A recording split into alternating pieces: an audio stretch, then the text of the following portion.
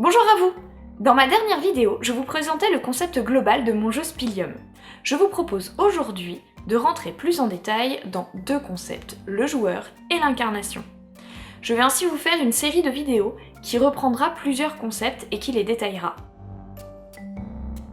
La première question légitime que l'on peut se poser, c'est moi, en tant que joueur, à quoi je vais ressembler.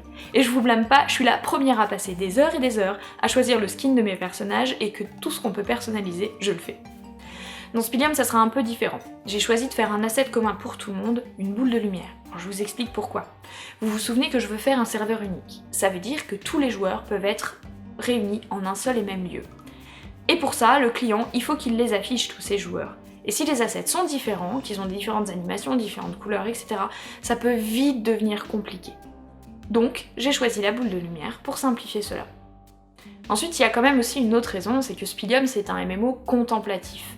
Et donc, il y a des joueurs qui voudront simplement se promener et visiter le monde. Et je n'ai pas envie de salir un petit peu leur expérience avec des assets qui soient tous aussi différents les uns des autres. La boule de lumière, c'est comme une petite luciole qui se promène un peu partout.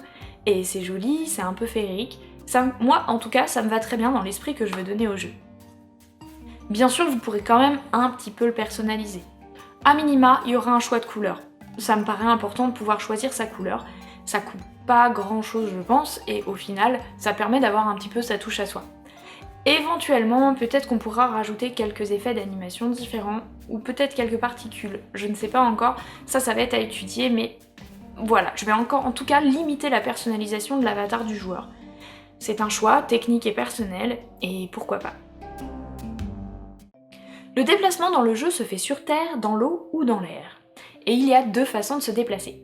Soit vous êtes une petite boule de lumière, comme j'ai expliqué précédemment, auquel cas vous vous déplacez le long du sol, que ce soit sur Terre ou dans l'eau. Vous ne pouvez pas nager ni voler.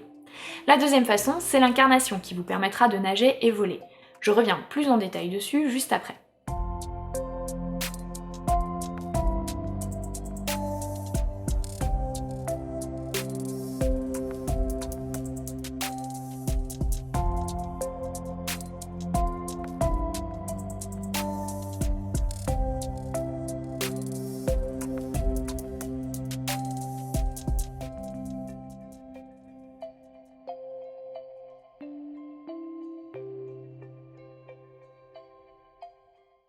Il y a aussi la question de la téléportation.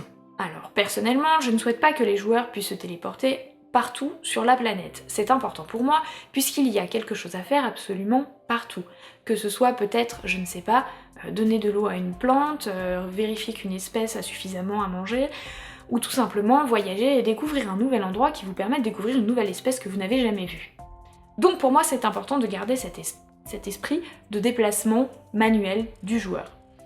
Pour autant, je veux que les joueurs puissent jouer ensemble. C'est un de mes gros points, je veux que le jeu soit coopératif. Ça serait donc un peu dommage de brider les joueurs, de ne pas pouvoir se retrouver facilement. Il y aura donc la possibilité de se téléporter d'un joueur sur un autre quand vous serez amis. Voilà, via un système d'incarnation, enfin encore l'incarnation qui va vous le permettre, mais encore une fois je l'explique juste après. Mais du coup, globalement, vous aurez le droit de vous téléporter sur votre ami, ce qui vous permettra de vous retrouver facilement sur la planète. L'incarnation, c'est la possibilité de prendre le contrôle de n'importe quel individu sur la planète, que ce soit la faune ou la flore, et donc son apparence et ses aptitudes. C'est comme ça que vous allez pouvoir nager et voler. Si vous incarnez un cétacé ou un poisson, vous allez pouvoir nager. Une algue, je suis quand même moins sûre. Pareil, si vous prenez un oiseau, vous allez pouvoir voler partout sur la planète. Alors, l'incarnation a deux intérêts. Il y a deux façons d'en prendre le contrôle. Soit vous prenez un contrôle partiel, auquel cas vous avez l'individu en main, et il devient invincible à tout ce qui l'entoure. Il n'a plus besoin de manger, plus besoin de dormir, plus besoin de conditions particulières pour survivre, et vous pouvez vous déplacer avec. C'est ainsi que vous pouvez personnaliser l'apparence de votre personnage. Finalement, on s'y retrouve un petit peu. La deuxième possibilité, c'est d'en prendre le contrôle total. Auquel cas là, attention, c'est différent. Vous allez devoir faire attention à le nourrir, à le faire boire, le faire dormir. Et pourquoi? Parce que finalement, c'est un petit peu plus contraignant que la première version. Tout simplement pour pouvoir choisir l'évolution de votre choix. En effet, vous en occuper va remplir une jauge d'évolution qui va vous permettre par la suite de choisir l'évolution de votre choix. Je ne sais pas moi, une 18e patte ou la couleur rose à paillettes. À vous de choisir. Dans beaucoup de jeux vidéo, il y a une notion d'expérience et d'évolution de son personnage, d'implication dans son personnage. Et je souhaite continuer à impliquer le joueur dans son personnage. Ça me paraît important de remercier le joueur de passer du temps en jeu et donc de lui fournir des avantages.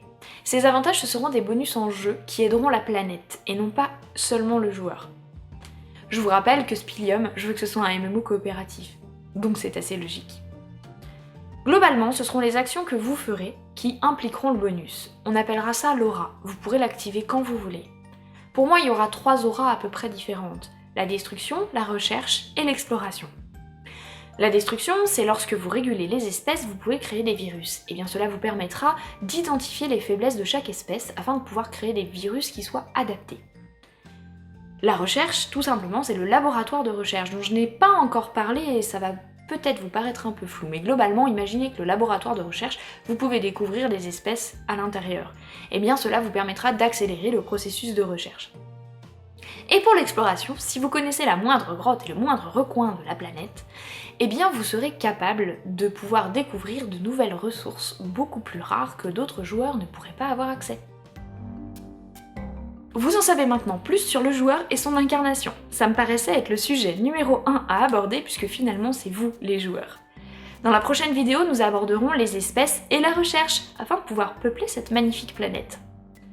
Je vous rappelle que si le projet vous intéresse, vous pouvez vous abonner et activer la cloche afin de recevoir une notification chaque fois qu'une nouvelle vidéo sort. J'ai également un Twitter et un Facebook sur lequel je communique autour du projet et de ce que je suis en train de faire. Et vous pouvez retrouver le site internet spilium.com sur lequel il y a toutes les informations autour du jeu.